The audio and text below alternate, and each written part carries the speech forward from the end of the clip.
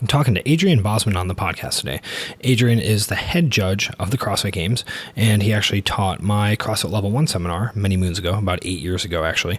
And Boz and I are both two subculture freaks involved in the fitness world, and it's kind of interesting because CrossFit actually has a lot of the trappings of various music subcultures with tattoos and fancy haircuts and jewelry, cool merch, etc., etc.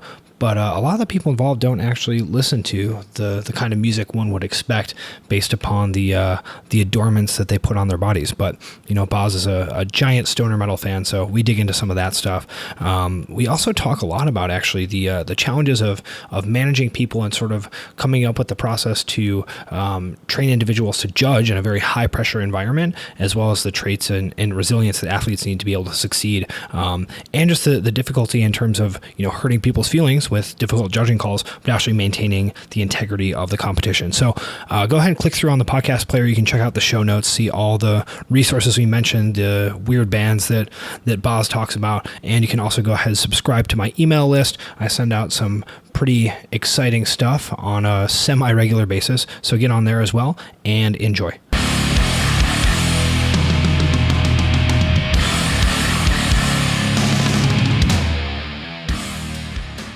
I did actually just watch a pretty cool video on like the history of Silicon Valley. It was it on HBO? And it's like 4 seasons long. I don't think that's a documentary, dude. No. Yes, yeah. There's like a lot of jokes. Yeah, it's a lot funnier than I thought it would. Yeah, be. it was extremely silly. It was like a lecture from, I think, a Stanford professor on like the history of Silicon Valley, and it essentially talks about the like the defense spending in World War II that sort of like kickstarted the process of Silicon Valley becoming Silicon Valley, right? It was like the big thing going on there was actually like radar. So essentially, like the Allies would figure out some radar thing, and then the Germans would figure out some radar things, and the Allies had to figure out a new radar thing. So the Defense Department was just like dumping cash into Stanford to like come up with ways to have clever new ways to like block radar. And then after the war, obviously the defense budget dried up, but they changed the the capital gains tax laws around the same time, which then made like venture capital a viable model. So it was like this just sort of like handoff from like defense spending into venture capital, which just kind of like, you dump a bunch of money into it, you get super smart people working there, then you have a new way for people to make money off of it, and it just kind of like snowballed into It's funny. I actually read a book a couple of years ago. It was on the history of motorcycle manufacturing and just the technology that goes into that, and it's very similar trajectory. Like a lot of that, again, started as we need cheap, vehicle options that we can use, maybe not necessarily on the front lines or whatever, but just to get people around and the economy of it. And that's how they started producing these little cheap motorcycles that you could fix with a hair dryer or not hair dryer, but like a paper clip and whatever, and eventually that technology just grew and grew and grew to the point where you have these like supercharged machines now, and it's pretty fascinating. But anyway, that's really cool.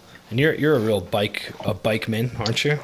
Well, I mean, I ride them a lot. I get a lot. I don't. Yeah, it's funny because there's so much like hyped up culture around that these days, and everybody's like. You see, especially around where I live, it's always funny because I've been riding motorcycles for 15 years, and I probably logged more miles on a bike at this point than I have in a car.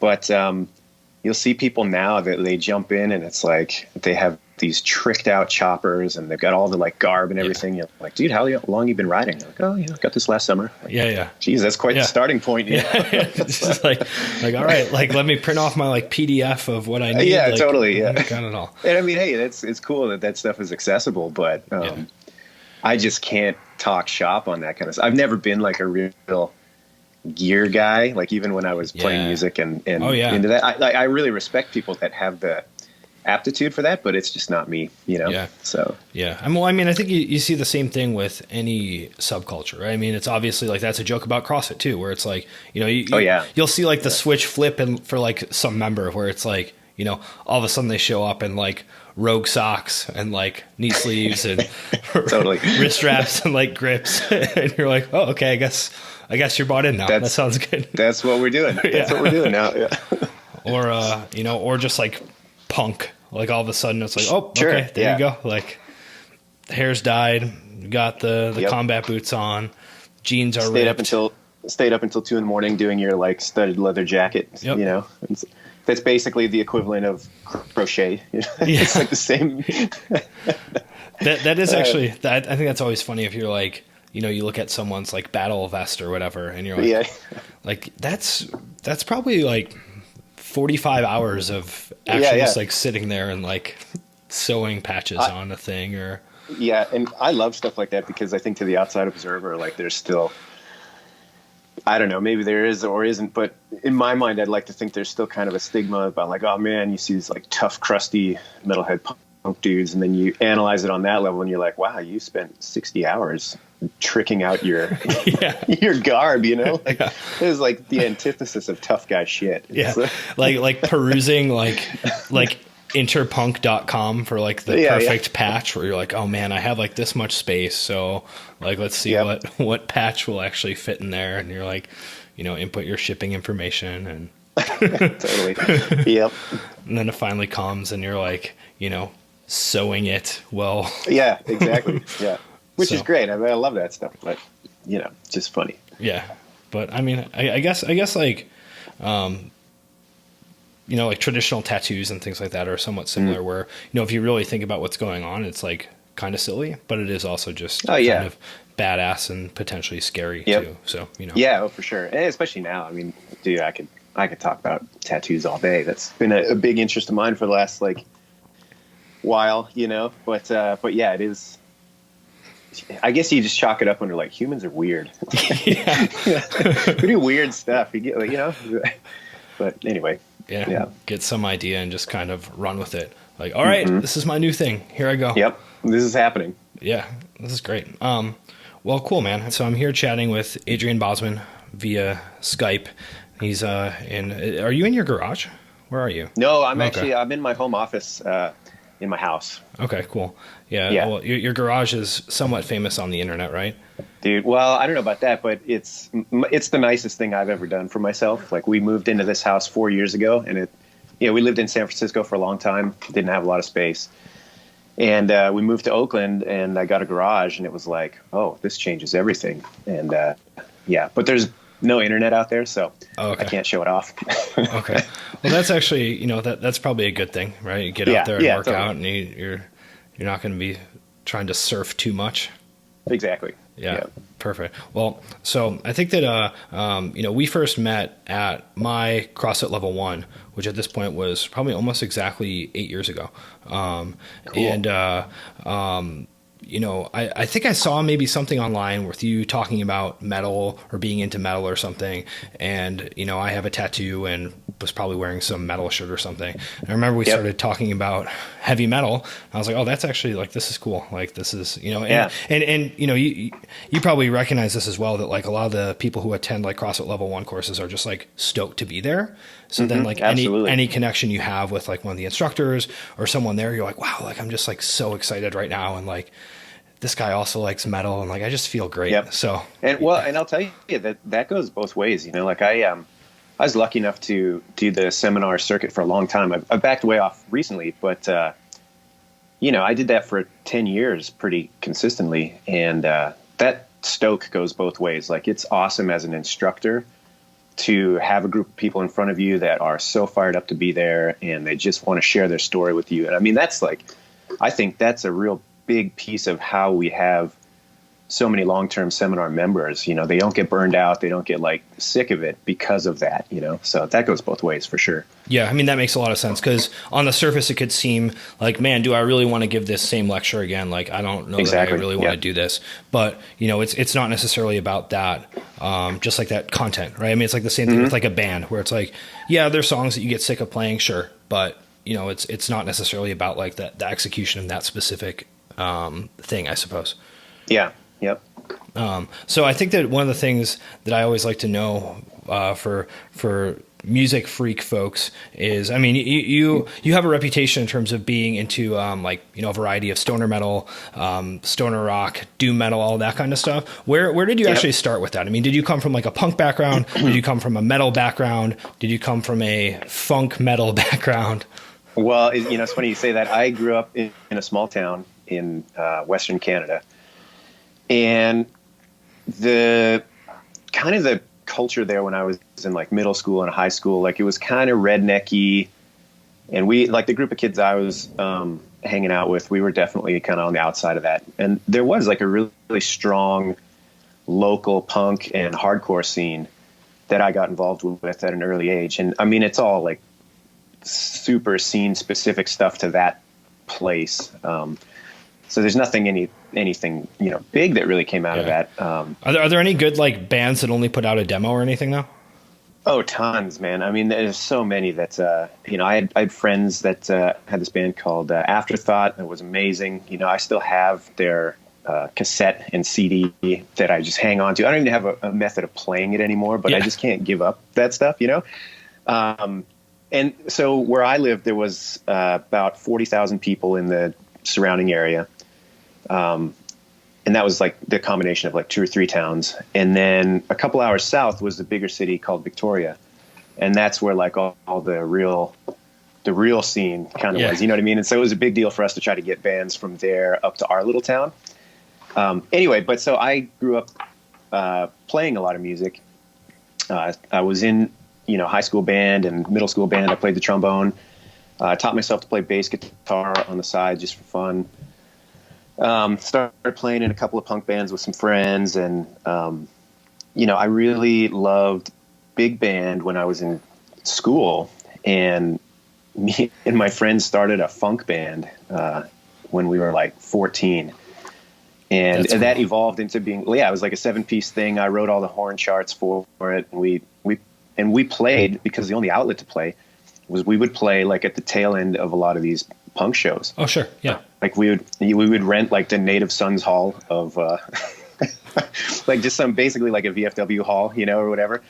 And we would have like 2 or 3 punk bands play. And then because we set the show up, we would play on the tail end of it. And the response was pretty good. And anyway, so I got exposed to a lot of weird stuff through that. And then I went to music school after I graduated high school.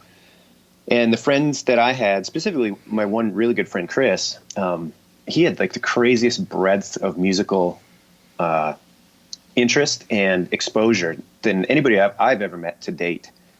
And, you know, he and I just hung out incessantly, and man, he just exposed me to everything. You know, he's like, oh, hey, check this out. Miles Davis Bitches Brew, you know? And then in the next breath, I was like, you should check out this band called Electric Wizard. And it's just like, okay, you know? So I really credit a lot of my, you know, early kind of interest to my friend Chris. He's the man. Sure. So I think a lot of people have that experience with like an older brother or like something like that as well, right? So it's like, you know, you have the one kid who somehow is plugged into all this stuff, who then just starts funneling it to everyone else. Yep, exactly. Yeah, I think the story of like the funk band playing after all the know punk band, but I feel like every show, like in any sort of like high school scene, is kind of like that. You know, I mean, my high school band was like, I mean, it was a mess. It was total chaos. It was just like a super technical kind of like metalcore band, but we like couldn't play our own songs because like we wrote riffs that were like too complicated for us to play. Like, we just weren't actually good enough to play our own songs. And you know, we would play with like a band that sounded like Fish and like a band that sounded like Local H. And it's just okay, cool. Like everyone just comes. Jump on. And you know, I mean, it's I think at that point people are just kind of like stoked to be there, you know. Well, yeah, and in our case, you know, like I said, there was such a rift between kind of the prevailing like middle school or high school culture and us, that like anything off the beaten path was just like, oh yeah, cool, jump in with us, you know what I mean? So, you know, like looking back, you can I guess it was kind of polarizing in a sense, but at the same time, it was like, at least you had a group of people that were willing to just be like, you're not a dickhead. Great. Whatever you're into, let's do it, and that was pretty cool. So. Yeah. And if you have any digital copies of those, I think you said Afterthought or whatever, you should send me that stuff. Yeah. I'll see if I can dig them up. Yeah, there's a couple of great bands. There's a band called Goat Boy that I still have their tape. Like, I'm afraid to play it because it's so worn out. I think it's going to self-destruct at any point, And there's another band called Hudson Mac that they were like from the big city and they were a little bit more established. And I think they actually went on to have some like real releases and stuff like that. But anytime we could get those guys to play, it was like a really, really big deal, Yeah. So yeah, that's fantastic. Yeah. So you went from high school funk band to actually studying classical composition, I believe, in university. Were you always kind of like more involved in the classical stuff as well? Were you part of like band or orchestra and it sort of simultaneous to being involved in, high school punk music? Yeah, for sure. That's how it started. So I started playing the trombone, like I think in 7th grade or 6th grade. You had, that was, I can't remember if it must have been 7th grade, because I think it was 7 to 9 and then 10 to 12 in the way our school was broken up. But anyway, that was the point that you could start like choosing electives and stuff. And I remember at the time it was pretty limited. It was like creative writing or music. And my dad, when he was a kid, played trombone. And so we had one at the house. It was actually his old one. And for whatever reason, I was like, oh, that's kind of cool. I'll just do that. And so that's how I started being interested in music, was playing the trombone in middle school. And I played it all the way through high school. And, like I loved the main just regular band. We played a lot of cool stuff that was more on the classical end of things, more on the chamber music end of things. But I was lucky enough, too, that the schools that I went to, they had really cool extracurricular jazz bands and like big bands and stuff like that. And so I was involved in as many of those as I could be growing up. And it just kind of led to, like, when push came to shove and you're graduating high school, like I had no idea what I wanted to do. And so I was like, well, why not music? And I started with that. So went to a school a couple hours out of the town that I grew up in called Malaspina University.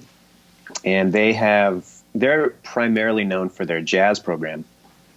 So I went there with a focus on, just regular composition and stuff like that. But by nature of attending that school, there's a ton of electives that were like jazz improv and jazz theory and all that kind of stuff. So, and those are almost like on the opposite ends of the spectrum of the way people sort of like process music, right? I mean, the stereotype is that the classical composition person will be very much into like charting and reading music and all that kind of stuff. And that the jazz person will just be, much more into improvisation and not necessarily like doing the same thing every time and not even necessarily like reading charts or anything like that. I mean, is that actually the case, or is that an inaccurate stereotype? I don't know that I'm necessarily the best guy to speak to that now, because it's been so many years since I've really been, into that. Well, not into it, but like practicing it. But I do think that there's a bit of a misconception there. Like, any significant jazz player that you have heard of or who has made a mark is an absolute technical monster and understands theory at a level that is beyond what most people even consider to be possible with music theory. The difference is that they can process that on the fly, and they're interested in processing that on the fly rather than sitting and thinking through a composition that, you look at something like an orchestra, and it's going to get complex just because of the number of players and the options that unfolds. I mean, it's huge. You narrow that down to a 3-piece jazz band, and maybe the options are a little less limited as far as what you can do compositionally just by nature of, narrowing the focus, but processing that on the fly and, improvising with this huge knowledge of technical theory behind you. It's kind of rooted in the same thing, I guess, is what I'm trying to say. Like, you cannot be, at least in that context, like, you can't be a really crazy high level jazz player without understanding musical theory and composition, like, on another level, So I do think it's a bit of a misnomer, just because when you hear it, it's maybe a little less accessible for the average person. Like they just hear this barrage of noise and they might not have a context or a framework for it. And so therefore it can seem like the underpinning is just loose, but most of the time it's anything but, you know what I mean? Yeah, for sure. That you've just essentially developed the capacity to internalize those rules so much that you're able to just kind of on the fly access them and create something. Yep. And I think it's the same kind of thing as like, you were talking about being in a band where you guys had ideas that you couldn't express in performance because you just were like, well, we wrote this cool stuff, but it's beyond our technical capacity to do it in a live setting. You know what I mean? And I feel like that's totally true for a lot of people that are trying to pursue something like jazz, Yeah. Because you may even be able to potentially like hum an improvisational lick or something where you're like, oh, it'd be awesome to like do, this little twiddle here, but you're just, your fingers aren't quite up to speed, or you don't have the actual relationship of like, oh, it's actually like this interval or this note that I'm going to be moving to. I'm just kind of like, I'm stuck. Totally. And to take it a step further, like you look at guys that are continually pushing the envelope and continually influential, and it's not a fluke thing. It's not that they heard a lick and they managed to get it out there and it was cool once. They understand why that was cool and why it was, outside enough to be compelling or whatever. And therefore they can continue to push in that direction and expand further. You know what I mean? Like it's not an accident necessarily. Maybe the first time, but they have the technical chops and the theoretical understanding to sit down and figure out why that was what it was and then move forward with it, Yeah, you can sort of like develop principles in your improvisation, right? That you understand, okay, like this is a great way to connect these kinds of chords. And then you may not play the same lick, but you've understood like the bigger idea. Or the other way where you play something in an improvisational setting and you're like, wow, that was really cool. And you can hang on to that. And once the session is over, figure out like, okay, what did I play against that chord that was so cool? And then use that as the basis for, composition of a head for another chart, So anyway, I haven't thought about that stuff in years, but I still like to listen. And I'll tell you, it's like any skill set. It just dampens if you don't use it. So my theoretical knowledge at this point is pretty abysmal comparatively. And, I have enough of a context that I can kind of pick out things here and there, but it's really just I'm an enthusiast at this point. You know what I mean? But I do think that filter probably always remains a little bit in terms of how you actually listen. That it's it's difficult to turn that off, like because it just becomes internalized a little bit. So you're always going to know a little more of like, oh, I see what they did there. Like, and I think that that on the practical end that lends itself to being able to be open to more styles and experimental stuff when you are listening to things. I think that's kind of the hardest hurdle for people to jump if they're interested in music, but they don't necessarily know how to like branch out from what they're listening to currently. It's like lenses of analysis. They only have this one lens of analysis, which is the song sounds good to me the first time I hear it. It's like, okay, well that's a fine lens of analysis and there's nothing wrong with that, but there's way more depth to the way that you can look at a piece of music, just like a piece of art or whatever, that if you don't have a context for it, it's really hard to get there, or at least somebody to help provide that context. So, yeah. So like the almost like surface level aesthetics of the music can just be different enough from what you're used to actually processing that you never make it to be able to understand what's going on. I mean, an obvious example is like anything with like screaming vocals, where it's just like, the classic mom statement of like, I like the music, but I just don't understand why they have to yell.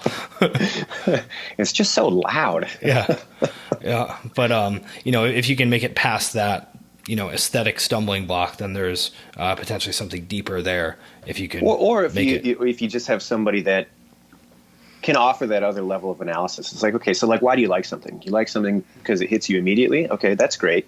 Or maybe the opposite end of that is like you respect the technical prowess that it takes to perform a particular piece. Like, okay, that's fine. But there's other ways to analyze those beyond the extremes of like technical ability or immediate accessibility. And sometimes I think it's just having, like, that's why I think listening to music with people can be such a really cool thing, because they can start to point out things to you that you might not have noticed, or provide a framework for where this music that you're listening to now came from and how it got to be what it is, because nothing exists in a vacuum. You know, I think that's what's one of the coolest things about music, is that it all influences itself, you know, and continues to evolve because of that, especially now. Like, it's crazy. I think it's even crazy, like what you hear in a pop song. You know, you hear it's certainly not my preferred genre, not what I'm going to sit down and listen to, but I'm around enough gyms that I just can't help it. You know, but you hear some of the sampling that comes through in that, you hear some of the progressions that they use in pop music and, you know, rap and stuff like that. And you're like, man, that is such a weird touching on so many things that even a decade ago wouldn't have happened. Like, it's kind of crazy. Yeah. You know? Yeah. It's like a combination of like super rapid iteration, like facilitated by technology and just like access to information. Plus also kind of like you mentioned, like almost like a weird postmodern touch of just like sampling weird things or like referencing some other thing or, you know, whatever, just like, oh, okay, that song was popular 10 years ago. So we're just going to take, you know, the hook from that and change the words and then put it over like not necessarily even sampled version of like the same beat, but like do something else crazy with it. And yeah, it becomes very like fast iteration almost on it. Yeah, definitely. Yeah. The evolutionary cycle is like way quicker, you know? Yeah. But, yeah. So for you, it seems like the sort of doom metal and stoner metal track has resonated with you more than other, I guess, genres. Yeah. Why? Oh, for sure. That's a great question. I don't know why.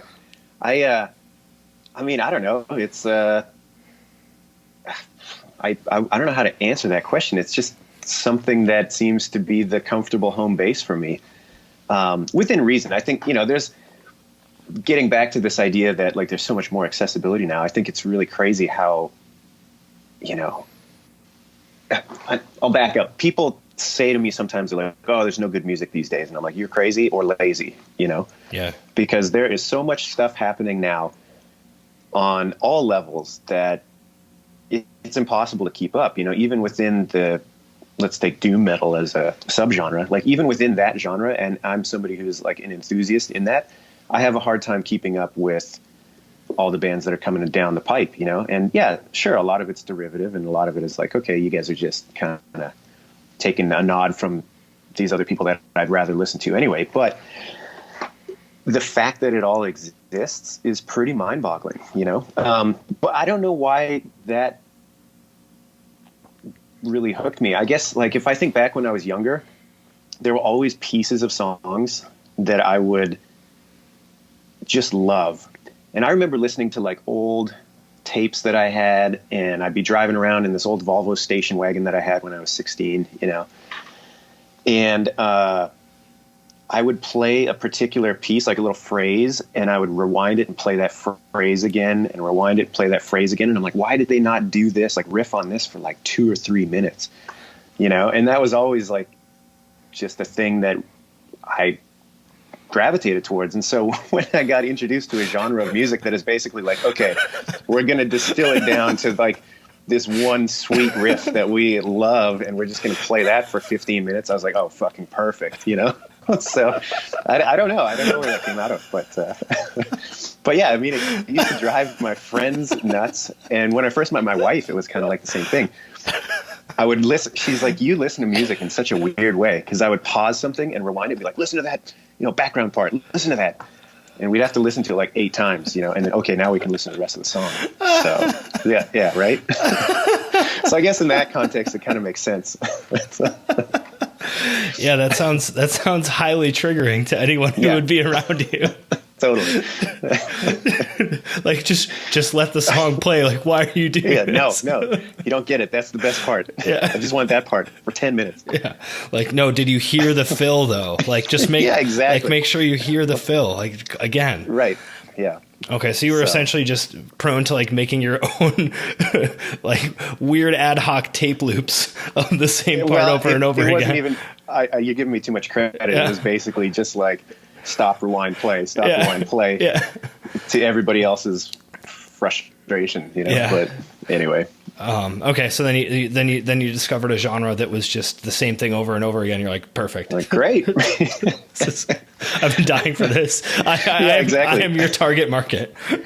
Yeah, exactly. And I don't know. I really like. It's funny. I used to when I was in college. One of my professors, she was in the community orchestra that we had. And she would always get us into their rehearsals for free, which if you get a hookup on an orchestra rehearsal person, it's the best thing ever, because those guys are playing at such a level that their rehearsal is basically like top to bottom.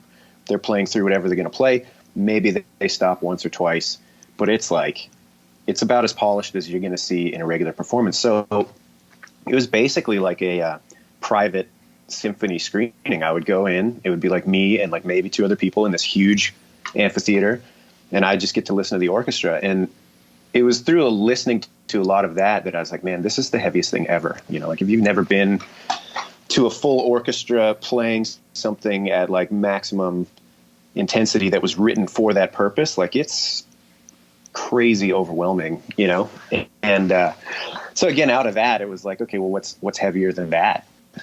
Well, you start to amplify and you get distortion, you get these other things involved.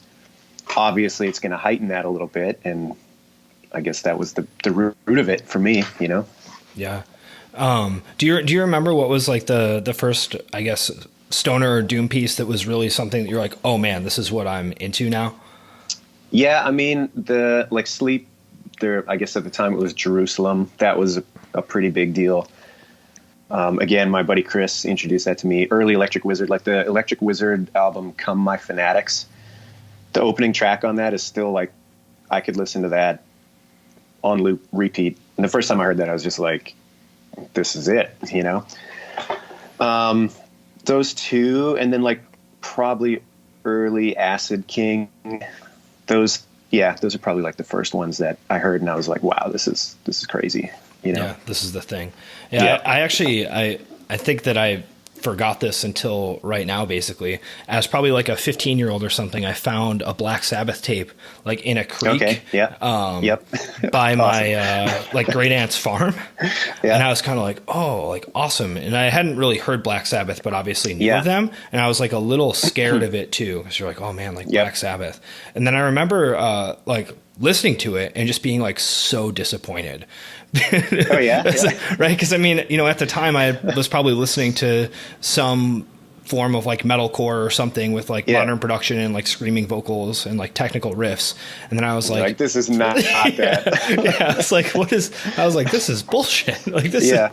And I can think of a lot of funny scenarios like that where you hear something that is like touted and is like a hugely influential band, but sort of like we talked about earlier, your frame of reference is just kind of off for what like you're actually listening. You're just like, this is weak. Like, come on. Why is this a big deal? Yeah. I got a funny story about that too. When I was about the same age, like I was probably 13 or 14, and I didn't have a lot of context for that type of music at the time either. Like my dad was into like old rock, which I guess you probably call like dad rock today or whatever, aptly. Yeah. And he's a big like Joe Cocker fan, and he loved Dire Straits and stuff like that. Like I grew up listening to that on loop in the house, But I remember going to a indoor rock climbing tournament because I used to be into that as a teenager. And during this tournament, it was like super podunk, like small community, maybe 30 people in the room in this giant gymnasium total, and they had this little ghetto blaster, and on it they were playing a Black Sabbath tape. And I didn't even register that, but what I did register is all the adults were like, there was this kind of hubbub about like, oh, I don't know, can kids listen to Sabbath? Is that okay? And like that, for whatever reason, was the thing that stuck with me. I couldn't have picked out what the songs were. I wasn't even paying attention to the music, but it was like, ooh, this is kind of taboo and off limits, And so, of course, as a 14-year-old, you're like, give me that. Yeah. Yeah. It seems like this is illegal. Yeah, totally. Yeah. I actually think that the tape I found, I think, was Sabbath, Bloody Sabbath, which, I mean, not again, the strongest. No, definitely not. So that may have had something to do with it, but still just I don't think I fully understood like the context or like the meaning of it or whatever, but I could tell that like if my mom saw that I had something that said Sabbath, bloody Sabbath, that would be somehow problematic. So I was like, oh man, like, this is an under the mattress tape. Yeah. Well, I had my Red Hot Chili Peppers CD confiscated, so I was always like a little on edge. Oh, there you go. Oh, hey, by the way, I don't know if are you familiar with the Your Favorite Band Sucks podcast? No. Oh, you should check them out. They're pretty good. It's David Allan Coe, the country music guy. It's his son, Tyler, and him and his friend, and they just rail on, and they have a Red Hot Chili Peppers episode, and it's amazing. Highly recommend. Yeah. So I mean, I would say the Red Hot Chili Peppers are deserving of ridicule. So totally, it's great. Check it out. Yeah, I'll have to give that a listen. So we've been mostly talking about heavy metal and rock music, but I think a lot of people probably know you better as the head judge for the CrossFit Games. Yep. And in preparing for this podcast, I went back and watched the actually very nicely produced little video about you that came out maybe, I don't know, 5 years ago or something. And you're talking about records and all that kind of stuff, and riding your bike, all that. It was in the CrossFit Journal. Yeah. And no, I remember that. That was I think that was like 2012. Something like that. Anyway, whatever. Yeah. So in the video, you actually spend a lot of time talking about, how you value like freedom in your own training and like just like the opportunity to kind of do whatever and like not be tied down and to like have flexibility and to get outside the gym and do all this stuff. But that as, head judge for the CrossFit Games, one of your primary roles in life is to be a stickler for rules and not let people do whatever they want. So, I mean, there's some sort of conflict there, and I want you to explain it. Yeah, well, I think that's a really interesting thing to point out, and not one that I necessarily would have considered, I guess. For me, I think things are always about context. And, to that point of my most forward-facing role is to be the hard line or whatever you want to call it in these high profile competitions. And through that, I get a lot of people reaching out to me. Like, Instagram's really funny. I'll get a ton of people sending me and tagging me on videos, but like, well, is this a rep or is this not a rep? And I rarely respond to them. And it's bring in the experts. Yeah. And when I do, I'm like, well, what's the context? Are you training in your gym and this is like something you've been working on and this is the best version of whatever it is that you're showing me? This just happens to be what it was that day. Then like, who cares? You know what I mean? Like, what is the context for this? If this is something that you are trying to prop up as exemplary technique, well, that's another context. If this is something that you're trying to do to prove that you're better than your buddies, well, then that's another context. So it's like, it's impossible for one standard to be applied to all of those scenarios. It's just, it doesn't drive me nuts. Like, it's fine for what it is, but it is funny to me that people think that because something exists in a competitive format, that's the only expression that is valid. And I feel like that's missing the point a little bit, Got it. But on the other end of that, I guess that ability to compartmentalize things a little bit is how I see my role in the CrossFit Games. I've been lucky enough to been doing it since 2008. That's when I started working the head judging role. And, to me, my wife, I was talking with her about that this morning, actually, and she said, which I wouldn't have self-applied. She said that I have an innate sense of fairness. And I was like, wow, that's a nice thing to say. And I don't know that I would have, drawn that conclusion. But when I think about the games and competitions, what I keep coming back to is that, everybody's really invested in what they're doing, especially now. These guys put in a ton of time. To be competitive, their whole life has to revolve around this. And if we are unable to provide a platform that is fair, it's really doing a disservice not only to them, but to the people that are viewing them and to the people that may become interested in this later on. So yeah, to me, it's all about trying to create the best platform possible to highlight everybody. And in order to do that, there has to be a framework that is known by everybody and common. You know what I mean? Yeah, so that makes outside a lot of sense. Do what you want. but if you're going to sign up for that, and that's kind of where your trajectory is headed, then yeah, you should be aware of that framework and ready to work within it, you know? Sure. So it's basically like, you know, if you've checked this box, then this is the situation. But for you yourself, you know, you choose not to check that box in a lot of aspects of like your own training or whatever. So it's a totally different story. Yeah. And I think, you know, it's easy to read into that. Somebody say like, oh, you don't care about technique or you don't care about performing the movements well. And that's not it at all. You know, I just think that there's so many people that are willing to discount process and discount the,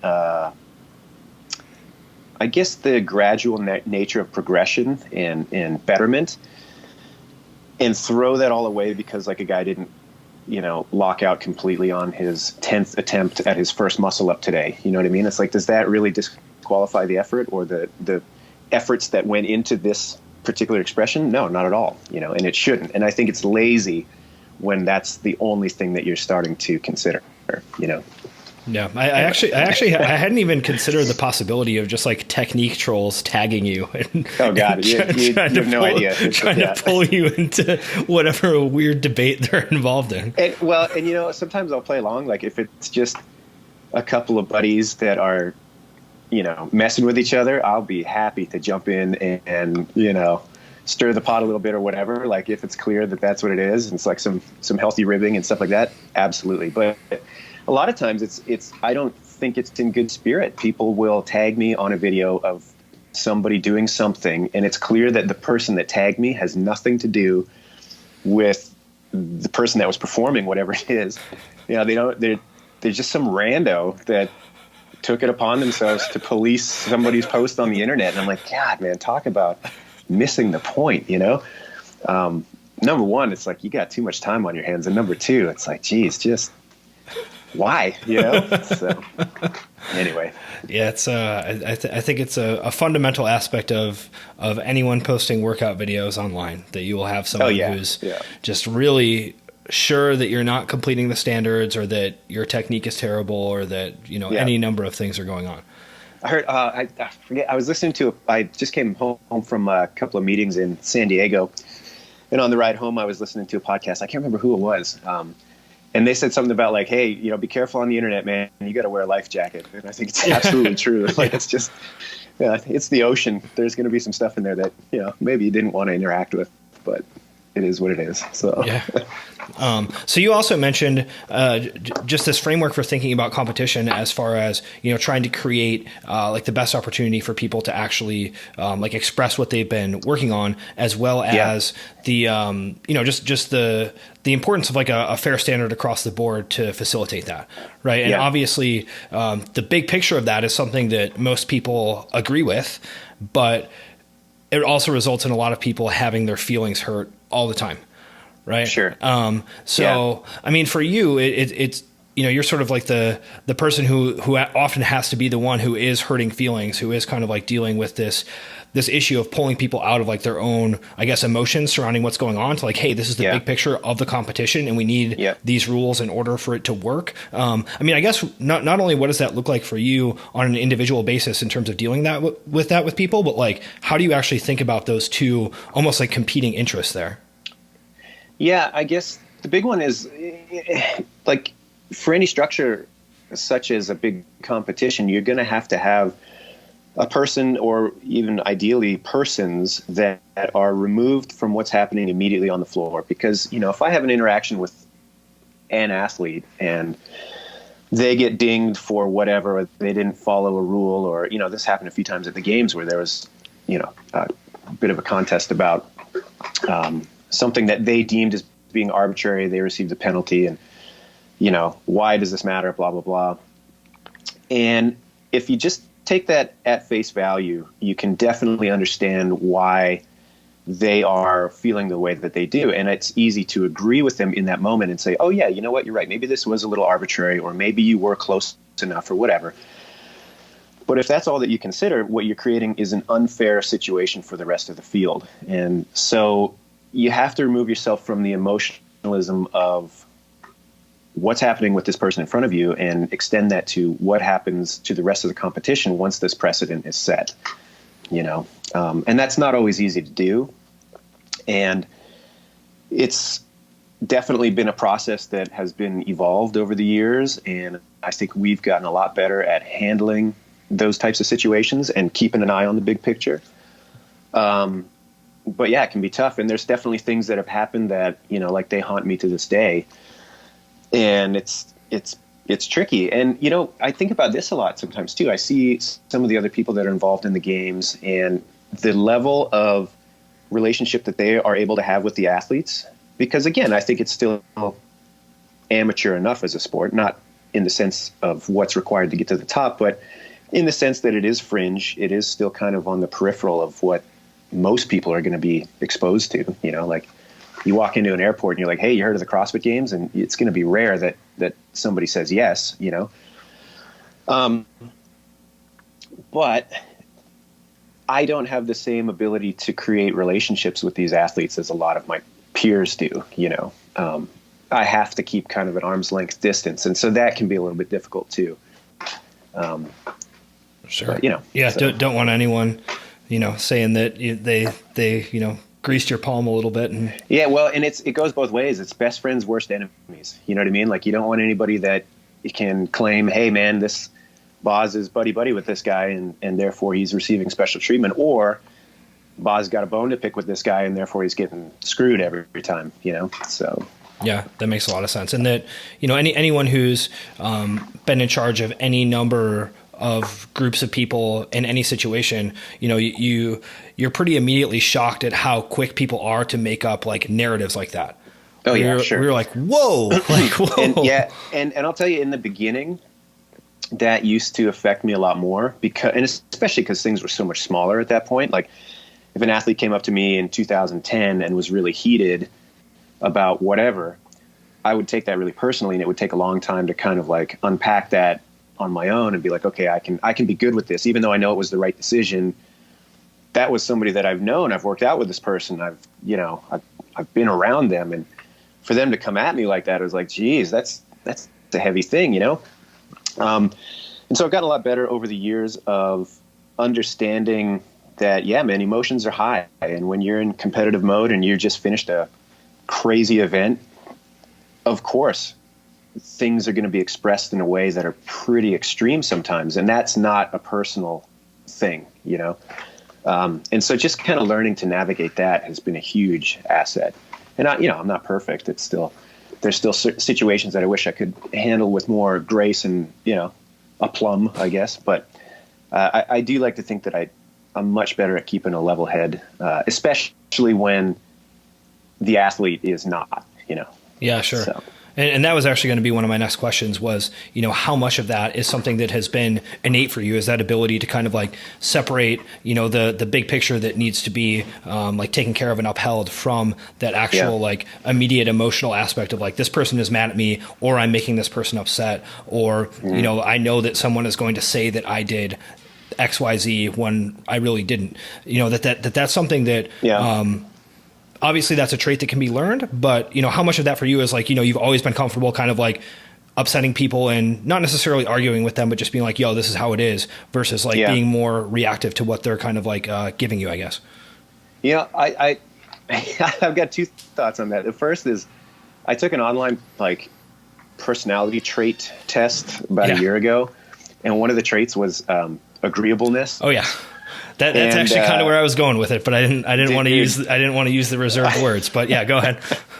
And my score for agreeableness was in the second percentile. So like I'm like extremely disagreeable. Yeah. And it was funny because again I took it with my wife and we got the results. And as soon as I saw the results, I was like, this fucking test this is ridiculous. I completely disagree with this. Blah, blah, blah. And she's like, well, yeah, of course, So on the one hand, I don't have a problem with conflict, and like anybody that has been close to me knows I love to argue, and I will argue a position that I don't necessarily even agree with sometimes just for the nature of arguing.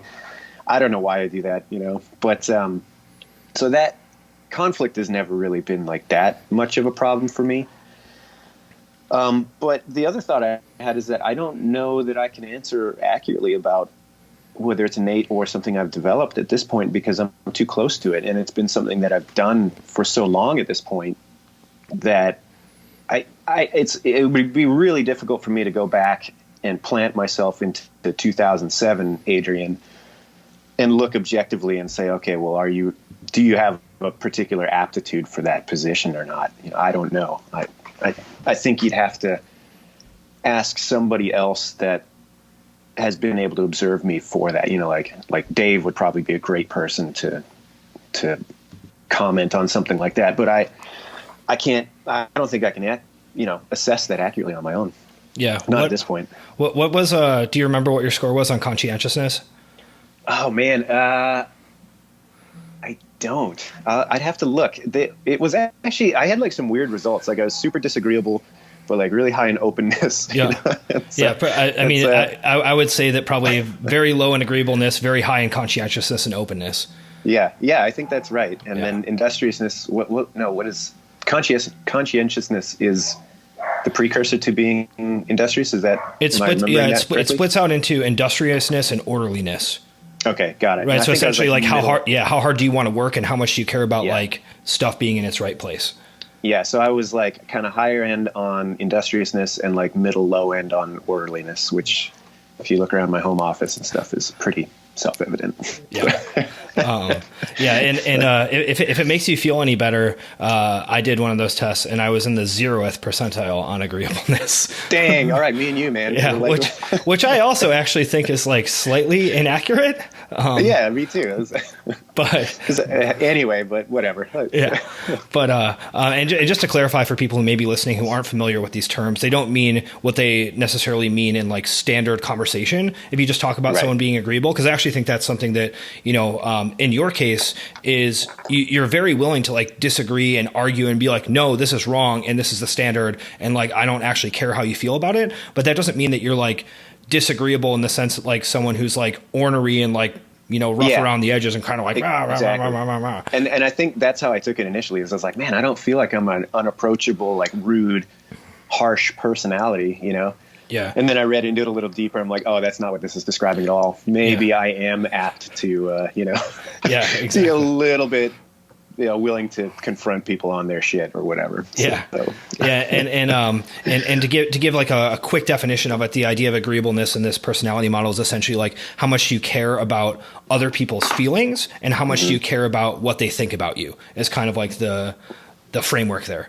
Right. So, in your case, it's like you care a lot about like the big picture of like this competition needs to uphold this standard in order for it to be effective in order to express what's actually being tested. And if that hurts your feelings, like, well, that's too bad. And I'm just not concerned with that. Yeah. And I don't know, man, yes. But on the other end of it, like, man, some of it does come back to me. And like I do. I'm a sensitive guy, Todd. I do have moments where it's like, man, I can't let go of that one circumstance or that one interaction or, so. Any examples you want to talk about publicly? I'm trying to think of one that like sticks out to me. I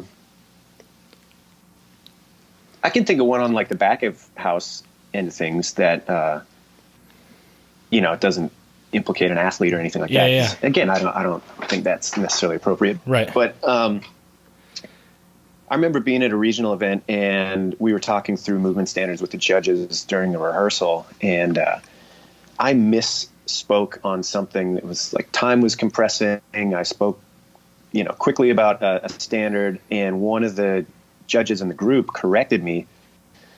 And I was so sure in that moment. I was like, nope, absolutely, you're incorrect. We're going to go with what I just said. We rehearsed that a bunch of times. And then I got to thinking about it, and I was like, oh, man. And when I say I got to thinking about it, it was like during the event. So it was too late to go back and change things because now the standard is applied across the board. And I guess that's the same in grace. If you make a mistake and everybody makes the same mistake, it's not really a mistake. It's just different, different than what you intended. But I never had the opportunity to go back and tell that individual. I was like, no, actually you were right and I was wrong and I was hard-headed about it. And, sorry about that. And that like really stuck with me, and there's always little pieces like that kind of stick with you. So, or at least with me. So. Yeah. And then did you like learn a lesson, quote unquote, from that? Did that really change any in the way you do stuff? No, it was just a reminder that, these guys that work with me have been doing this stuff a long time too. And a lot of them are really knowledgeable about what they're doing, and to stop and just make sure that what is coming out is actually matching up with what is supposed to be happening. And this particular thing, I would hate for somebody to take this out of context and say like, oh yeah, well the standards must have been loose at that competition or whatever. And it's like, no, this was like a trivial thing. The specifics of it are escaping me, but it's like an out of bounds rule or something, something that was an outlier thing. It wasn't going to happen to most people anyway.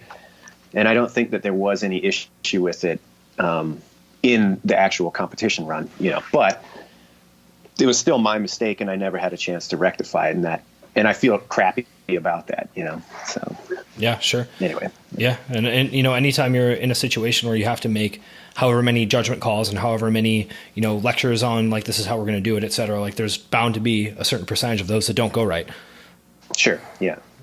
Yeah. To some degree. Yeah. Yeah. But the correct answer is 0%. Yeah, exactly. Yeah. No, I never make a mistake. What are you talking about? You're mistaken. So another question I have for you has to do with actually like training the staff, right? The judging staff at the games, right? We just spent a while talking about like the difficulty in terms of upholding a standard and having a competition, and honestly having to make a bunch of decisions sort of on the fly, and in the face of a lot of pressure. So how do you actually train people to do that, right? It seems like something that some people probably have a natural ability to do it at some level, but like, what do you do?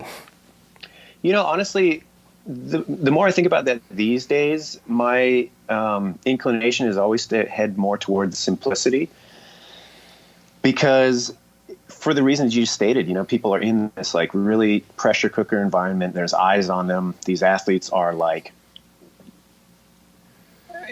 the word that I used for some of the heats that I saw at this year's game specifically was desperate. It was like the way these guys were competing was just like so all out and so, I don't know, man. Yeah, it was desperate, like these guys were just everything they had to get to that finish line. And so to be in that loop so intimately with the judge that's basically shepherding them through this event, if you're faced with something that is unnecessarily complex, you will make the wrong decision. And so in my mind, it's always just about how can we pare this down to the most big picture element and the most high percentage mistakes that the athletes are going to make, and how can we mitigate those, And a lot of times people, out of want to do a good job, they will start creating scenarios that are really like, what if? Like, well, what if his left moves outside a quarter degree and his right arm is coming down at the same time as his left foot is moving out, and the sun is setting in the east, blah, blah, blah, blah, blah. You know what I mean? What happens then? And you're like, that is such an outlier circumstance that you probably don't need to worry about it. And if that's what you are worried about, you're going to miss the big picture stuff, So I really find that there's a lot of work to be done, and just staving off that kind of need to go into this obscurity, And again, the intent behind that, I think for most people, is that they want to do a good job. They want to be prepared for all circumstances. And I think there's a bit of nervousness in that too. They got a little performance anxiety or whatever before they go out in the big show. And all of that, I totally get. It's natural, but sometimes it's just a reframing of like, look, we're doing a heavy snatch in competition. There's like 3 scenarios that are going to happen. Yeah. They're going to make the lift. They're not going to make the lift. They're going to step out of bounds. Like, that's it. There's really not much more to it. So don't make a mountain out of a molehill. And trying to maintain that as the head, I think is my job, largely knowing where to draw the line of like, yes, this is a legitimate concern that we should be training for. And no, this is something that is never going to come up, or if it does come up, it's going to be 1 in 1,000, and we can deal with it either retroactively or on the fly. So. Yeah. So it's a lot of just figuring out how to focus on the stuff that matters rather than the peripheral. Yep. And there's a lot of peripheral, so how do you cut that out? Well, yeah. And I think that, your point about people not wanting to make a mistake or just wanting to make sure that they have all the information is probably accurate, because they're concerned about like, oh man, like, well, what if I'm the one who, this happens to, and then I didn't ask and then I'm in trouble. Yeah. Yep, for sure. Exactly. And, I think that's something that if you've never worked like an event behind the scenes, it's easy to assume that there's like this impartiality or, I don't know, like not as much investment as like the athletes are putting in. And it's like, that is so dead wrong. Like anybody who's at these events and wanting to put themselves in this position that is potentially damaging to their reputation. I mean, like everybody loves you when you're doing a great job. And I won't even say that. They don't love you. They don't even notice you when you're doing the right job. But as soon as you make one slip up, you're demonized and everybody, has a target on your back. Why would you willingly put yourself into that situation? It ain't for prestige or like, some weird inflation of self. It really is 9 times out of 10 because they just want to contribute in the best way possible. And I think that's lost from the outside looking in sometimes. These people didn't just end up there because they were drawn out of a hat or whatever, and they are heavily invested in putting the time in to make it right to a T. So sure. Yeah. And I think that's a great point too, that, no, I mean, I play rec soccer 2 times a week, and after every single game, like people are like, yeah, man, like the ref like did this and like that kid totally shoved you, and like you're just like literally every game you say the same stupid thing. Like, what are you talking about? Yeah, and like I don't know, man. I think that if you ever get to the point where that's eliminated, maybe you're missing something, because it is sport, man. And I think I didn't grow up as like a sports guy, and I'm still not really interested in a lot of organized sports. Like I don't watch football. I don't watch basketball. I'm not interested in that kind of thing. But I do think that there's a huge utility to, like sport as life kind of thing. Like things are not always going to go your way. There's always going to be an X factor. There's always going to be a circumstance that pops up that you either weren't prepared for or could not prepare for. How do you react? You know what I mean? How do you move forward? And that's what impresses me so much about the games levels, the games level athletes that are at the highest peak. Like you look at the Matt Frasers and the Rich Fronings and the Tia Claires, the way that they react to those circumstances that don't go their way, that's what makes them so good, among other things. Like they can just move on. They can just put that behind them and not have to worry about it.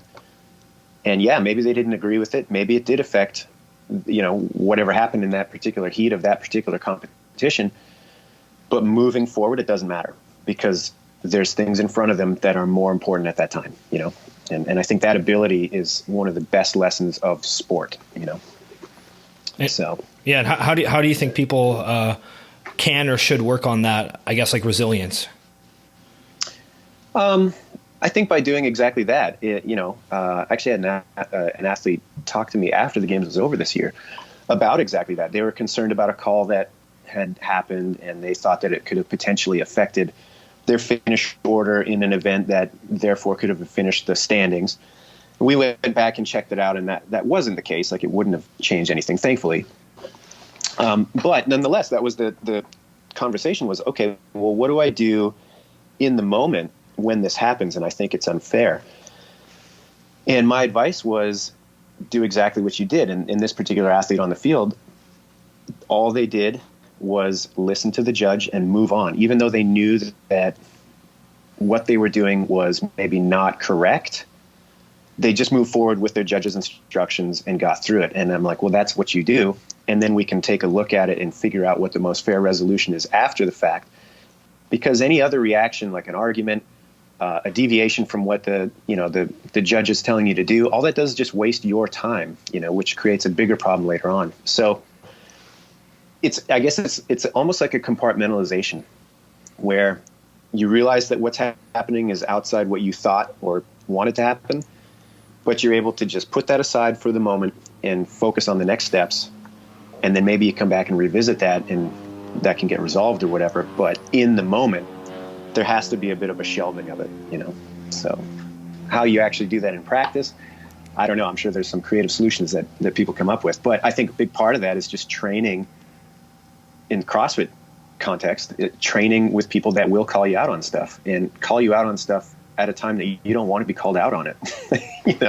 Like nobody wants to be doing that Sunday afternoon training session and get called out for stuff. But if you're a competitor, it's probably in your best interest to have that happen from time to time, Yeah. Just to force that ability. Right. Yeah. So that you learn to do that. We see it happen all the time at regionals where maybe not so much these days, but, who knows what's going to happen in the future with that now. But you have an athlete that they come in and they had a great open performance and they show up and then they tank at regionals. And, there's always speculation about those types of athletes. But one of the things that I've observed is that I suspect a lot of those athletes are in their own little isolated environment and they're the big fish in a little pond. And everybody is just pumping them up and being like, you are the man. You're the fittest guy that I know. You are a machine. You're awesome. And then they get to an environment that is removed from their own little fish tank. And all of a sudden they're not the top dog. And maybe they're not as clean in their movement as they thought they were. They have nobody in their real world, quote unquote, telling them any of that. So how could you possibly navigate that well? It's just a recipe for failure. Yeah, for sure. Yeah. I've seen that situation sort of cut both ways, where you get an athlete, who is essentially probably, punching a little bit above their weight class, who qualifies for a regionals or some other high level competition. And then I've seen that happen where they show up and they realize like, oh man, I'm like not the best one here, and I actually might be one of the worst ones here, and then they like spiral out of control and go down. And I've also seen the opposite happen where like, that flips a switch for an athlete where they're like, they rise to it. They're like, oh, I get it. Like I see what's happening. Like I have to do this now. And like, I actually have to pay attention to my movement standards, and I have to, train way harder and smarter, and like have someone coach me and like tell me what to do. So I've seen it can flip the switch in both directions. Oh yeah, absolutely. Absolutely. But again, to summarize that, I think that if you're a high level competitor and that's what you want to do, at least some of the time in your cozy little training world, you need somebody at a moment that isn't where you want to hear it to tell you, nope, not good enough, do it again. So that the first time you're hearing that is not on the competition floor, because that's not going to go well. Yeah. Yeah. That's, I think it says a lot about, an athlete's character and their training in terms of how they actually react to, getting no rep, or even like totally unfairly, like you mentioned, maybe something is actually wrong. And it's like, yeah, you're being told the wrong thing. Yeah. Like, so what? Figure it out. Yep, exactly. There's no sense in an overreaction in the moment. All that does is just compound the problem, so you got to learn to deal with that one way or the other. Sure. So you've had several roles within CrossFit, right? As a seminar staff member, obviously head judge of the CrossFit Games, an actual coach at a CrossFit affiliate, leading group classes. Yep. Your personal trainer at Bally Total Fitness before that. What skills have you seen that I guess like relate these different roles, and what have been things that you've actually had to learn as you've moved from one position to another? It's funny, we talk about the disagreeableness and the willingness to argue and stuff like that. Like I've had to learn where that's appropriate and where that's not. Like I've been lucky enough that I started in 2007 is when I started working with the seminar team. And very quickly, I kind of rose through that hierarchy and became a leader of that, and helped to develop a lot of the staff that we have now and develop a lot of the protocols that we have for getting new staff, and like a lot of our testing, I've had a hand in that. And so like a lot of that back end structure that didn't exist in the early days that is now in place, it took a lot of discussion. And, when I was younger and less self-aware, those discussions were unnecessarily difficult because of my willingness to argue things that like, okay, maybe that's not something that requires a 15-minute like battle. Maybe it's okay that the period is at that part. You know what I mean? Like, and so that's a double-edged sword. On the one hand, I think it's been a big benefit that I'm not just willing to take things at face value, and I am willing to push back on things that I think could be done differently or better or whatever. And I think that's part of the reason that I am still involved as much as I am today, is that I will, for the most part, I'll try to shoot people as straight as I can and push back where I think it's reasonable. But learning to dial that back to like, okay, when is that really the most useful thing? And when is this just me having a tendency that is almost knee jerk, you know? So tempering that is an ongoing challenge and something that I've worked a lot on. You know, surprisingly, being in front of people was never a problem. Like I feel like I've always had a pretty good aptitude for speaking in front of a group, and it's never been an issue for me to be like the figurehead in a group setting where I'm in charge of a bunch of people. Like that doesn't freak me out. It never really has. But learning to be more efficient with how to direct those people in those group circumstances and you know, again, like learning how to simplify instruction, especially for a larger group, and kind of speak to your audience in that way. That's something that I definitely had to learn and refine and continue to. So yeah, it's a good question. I don't know if I have anything else on that.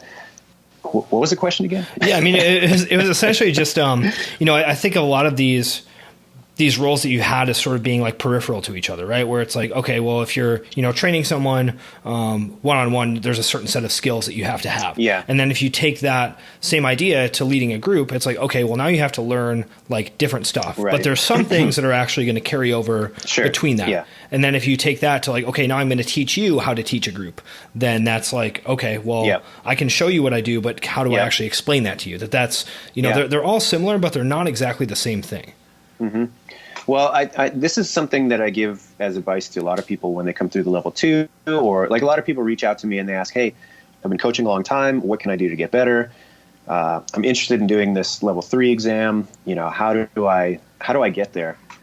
And I honestly think one of the most important qualities, and one that I think I have almost too much at times, like I'm really self-critical, and oftentimes to the point where that can be crippling, you know. So there's definitely too much of that at times, but the ability to objectively take a step back and look at what you just did and say, did that achieve what I wanted it to or not? And if not, what could I change to, you know, make that better in the future? I think I've always had a pretty good self-feedback loop, to the point where it's, again, like on the negative end of that, I've dismissed feedback I've heard from other people because I'm like, hey, the feedback I have from myself is better and more thorough. And that's another thing that I've had to learn over the years is, where is the feedback that's external more important and more insightful than the feedback that I have on this like self-critique, you know? But I do think it's something that everybody should develop, especially in a coaching role, and especially in any role where you're going to be considered the expert, because once you get to that point, nobody is going to give you that necessarily. And often they won't give it to you voluntarily. You know, if you're the head coach at your gym, it's very rare that somebody is overtly going to come up to you and say, hey, this could have been better if you did X, Y, and Z. You're going to have to figure that out yourself. You know, there's clues to it. Hey, all my members are leaving. Hey, I've got a bunch of people getting hurt. You know, you have to be aware of those outside factors.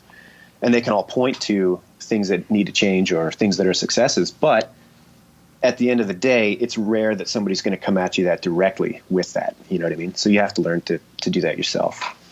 And have you been able to find people who will give you that kind of, you know, more direct feedback? Absolutely. And I think that's one of the biggest, like, cultural things that the seminar team has as an entity with CrossFit, is that we have this culture of feedback where everybody is so honest with one another and willing to, it's out of an intent to help, you know what I mean? And we all understand that. And so that we do have a lot of approachability with getting feedback and giving feedback. It's a really two-way street. And a lot of that I have to credit to Dave and Nicole. You know, that's something that they've instilled from the beginning and continue to do. And so I've certainly, you know, received a lot of feedback from both of them, amongst others, throughout the years, in a really straightforward and actionable way, which is not always easy to do. Like, it's a rare person that can craft that in a way that doesn't seem confrontational or attacking or whatever, and is genuinely constructive and actionable. So Yeah, it's not just like, you always do this and I never. Exactly. Yeah. And I'm sick of it. Yeah. Yeah. So it's a cool culture to be a part of. And it's definitely contributed to me and who I am, and, being so involved in that for the last decade plus. It's hugely reflected in who I am today, I think. So there you go. Adrian Bozman, a poster child for feedback. Yeah. And again, I'm not perfect. Like, it's not always as graciously received as I'm making it out to be, but I try. So yeah, you're in a situation where you have to tell a bunch of people that they're doing everything wrong all the time. So it's only fair that yeah, for sure. Yep. You also receive some of, I guess, a taste of your own medicine. So that's no, there's no shortage of that. So yeah. And again, like I pour enough of it on myself too to probably last several lifetimes. So that's one of the challenges for me, is just like knowing when my own crazy brain is being a little bit too aggressive. Yeah. So. Well, how do you know? Oh man, I guess I kind of take what is going on like in the monologue of my mind and then compare that to what I see people telling me outside of that, and seeing how big the gap is, and if it's like this major, totally opposite end of the spectrum type scenario, then I'm probably a little too harsh on myself. If they're pretty close, then I'm like, okay, yeah, that makes sense. And so I think you have to gauge against the structure of the rest of the world at some point, because if you only exist in your own mind, you can always make mountains out of molehills, or the opposite, you can dismiss things that are actually legitimate issues. So the comparative thing is really helpful for me. Yeah. Well, and there is an opportunity cost to beating yourself up all the time too. Absolutely. Right. Yeah. It's it can be crippling.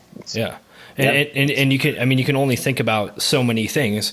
And if one of those things is like, well, I screwed this up and I'm stupid and I'm worthless and I should have done this better or whatever, it's like, well, you're not thinking about something else because you are thinking about that. So you said, you better make sure that that's actually like a helpful thing to be thinking about. Because if not, direct that energy elsewhere.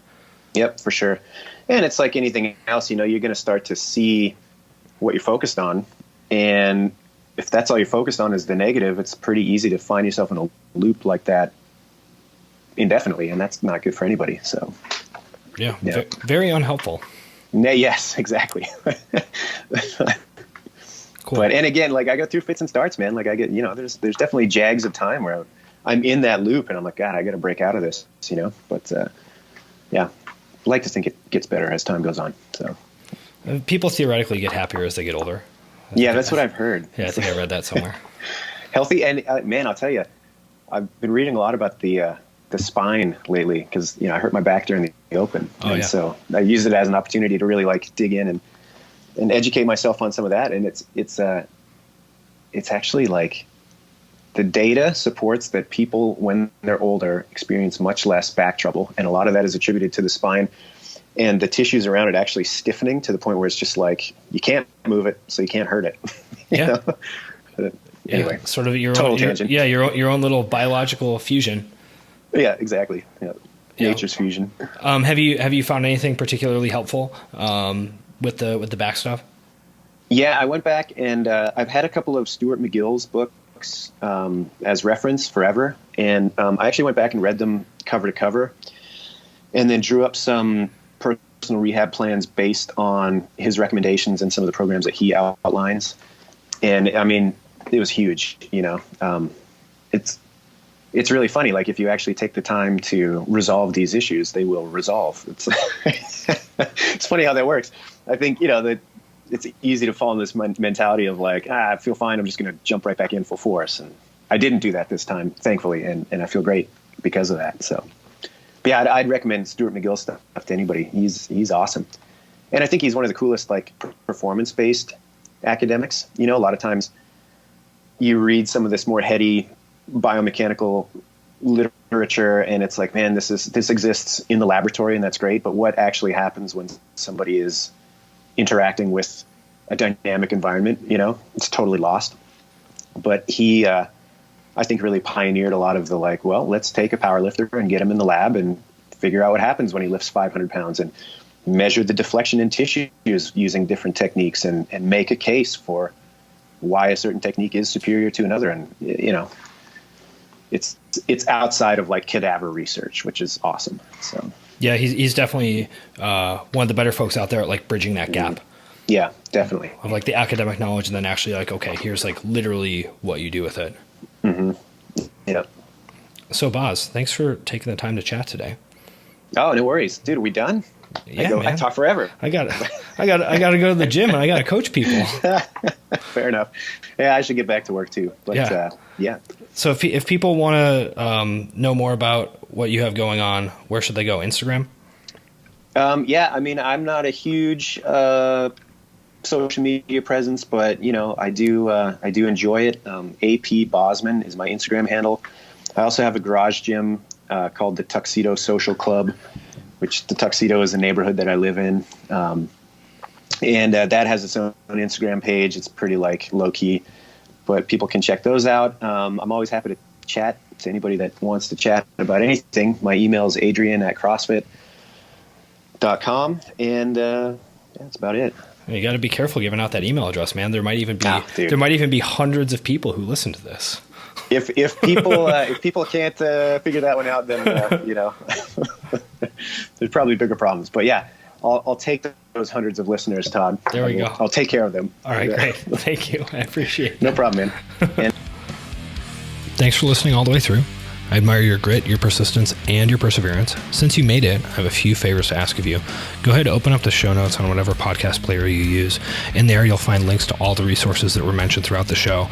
There's also some links there in which you can leave a review or subscribe to the show. And podcasters are always harping on this because this actually makes a difference in terms of the algorithms that recommend podcasts to new people. So if you do that, it helps more people find the show. And if you head over to toddneef.com, you can sign up to receive most of my thoughts and writing, which really only go out to the email list. A lot of it never makes it to the blog or the podcast. So if you like what I have to say and you want to see some of my recommendations and stuff that I've been checking out, go ahead and subscribe to that email newsletter as well.